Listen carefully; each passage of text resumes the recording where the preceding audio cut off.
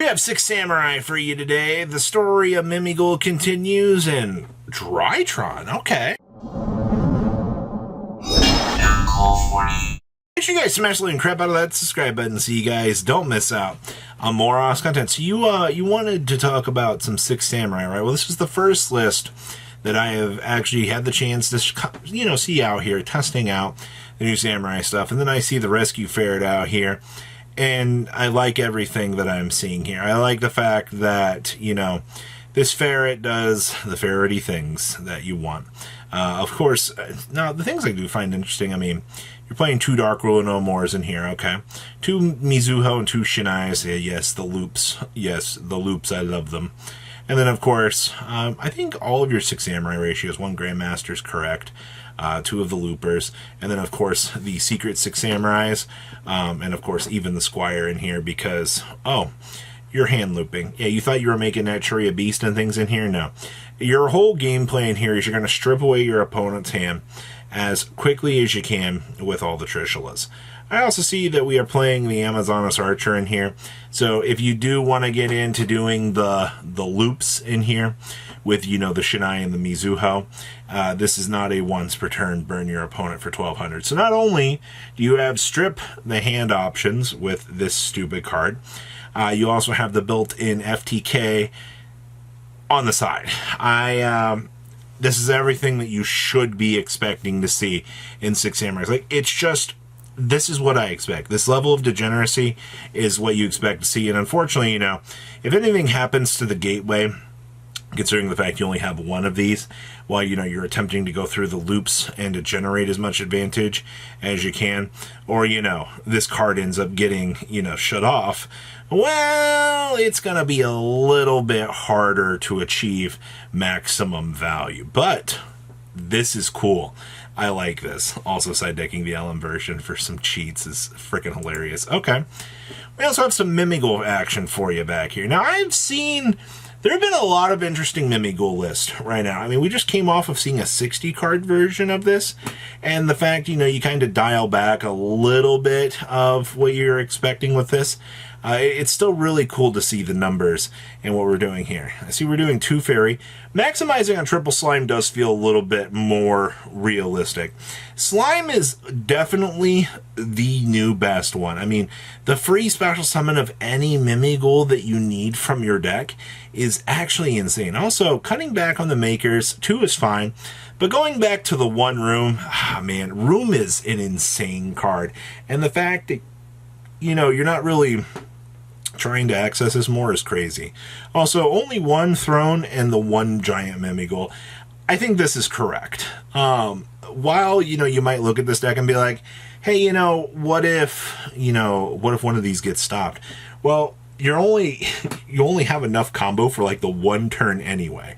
So, if you're heading on into the next turn out here and you're like, hey, do I need these? No.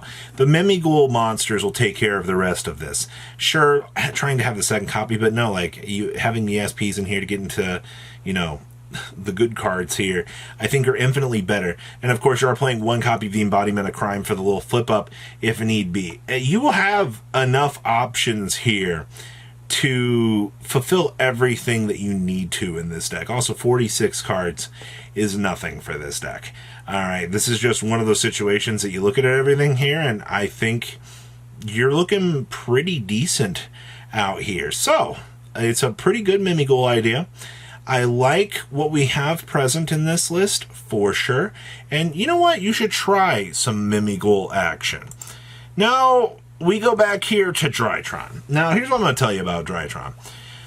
Most of this deck's success right now is because of this right here. The fact that this Secret Village stuff has been showing up and you're using this to lock your opponent is 100% the main attraction for this deck.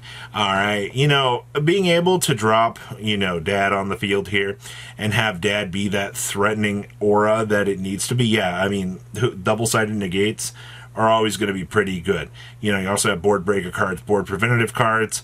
Even though, what's kind of funny to me is Shifter is such a relevantly known card right now that, like, if Shifter does resolve, this deck just auto loses.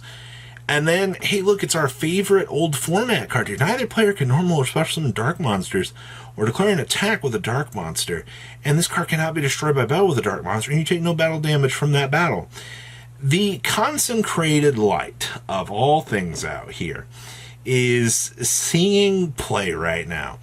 And I'm both happy with this and very, very, very just confused. Actually, I'm just really happy to see Consecrated Light seeing some play in the more modern era of things. I also see, Harpy's Featherstorm, some Floodgates. We're doing some Ultimate Slayer stuff. We are side decking the Natasha. The Natasha is cool. Obviously, you board it in the situations that you need to, but most of the time here, since you're getting locked out of rituals anyway, you kind of have to deviate down this path anyway. So that's something to think about. His extra deck looks fine. This deck, I've loved seeing the Secret Village innovations doing well out here. It looks like it's definitely caught on, and it's going to continue to do some pretty cool things out here. Next up here, we have Purely. Now, I see that we are doing, all of the Multarmies in the world out here. I knew that Purely would be a deck that would just want to slot in as many like good hand traps as you possibly can out here. And the reason why this is listed as Duelist Unknown was I couldn't find the post anymore. I looked really hard for this. Like, I saved this and I forgot to write down the info. I'm so sorry. All right, the player, it was from the Purely group. I couldn't find it anymore, but they had Moki Mokis slotted out here for Fuo Warsos for the report from when I did read it a couple days ago. So there was that. I also see we're doing the board breaker stuff in here. This is correct. Droplets are going to help you get what you need to do relatively quickly. Yield Armor of the Piercing. I love the fact we are already doing Meteor Logic Aggregator plays already, and like, we're months away from even getting that next upcoming set. Like, that's kind of crazy to think about out here. This build was also doing 2 Zeus. I don't know how I feel about that, actually. That's kind of funny. You know, this is just one of those decks you look at and you're like, hey, you know, we actually can Turbo Zeus our opponent here, so why not just secondary Turbo Zeus clean things up?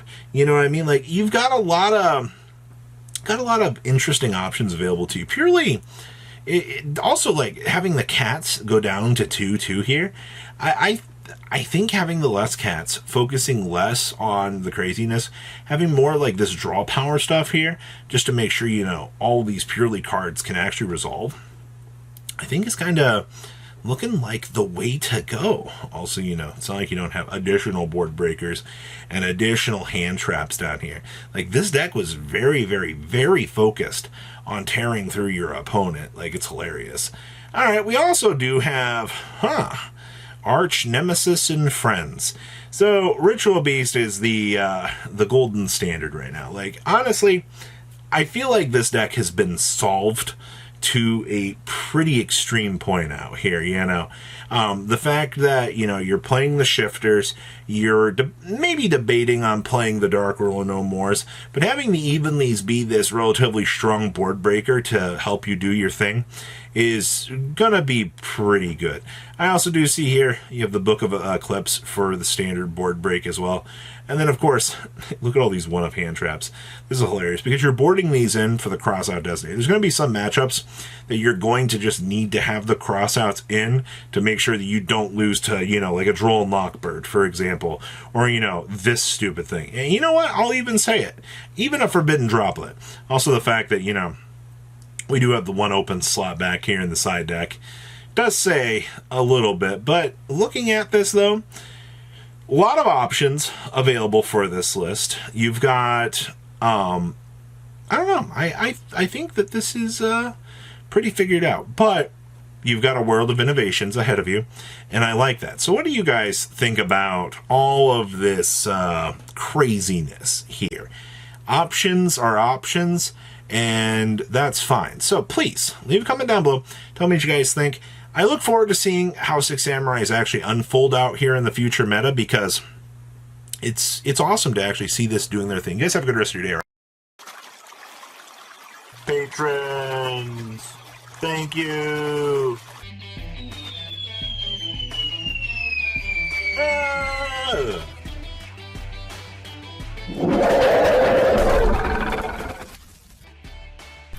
Thank you so much for watching. Check out these other videos.